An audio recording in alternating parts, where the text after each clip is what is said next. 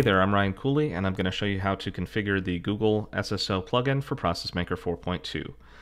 You can see I'm on the admin settings page under the SSO tab. I'm going to click on Google to enable it. It's going to give me a new tab here with three different options: Client ID, Client Secret, and Redirect. So I'm going to go ahead and go to my Google settings and find those options. You can see here I am in the settings for my web application. I have the client ID and client secret right over here. So let's go ahead and copy that client ID first and then paste it into ProcessMaker and save it.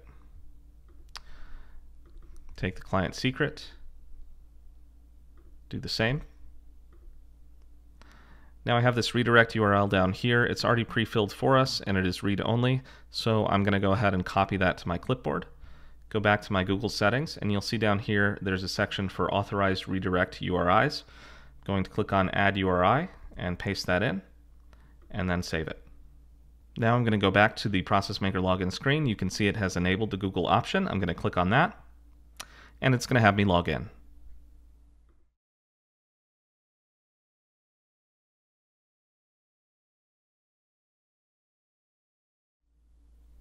And just like that, it has redirected me back to ProcessMaker, logged me in, and if I go back to the admin users page here, you'll see it has created a new account for me based on the information that was in my Google account.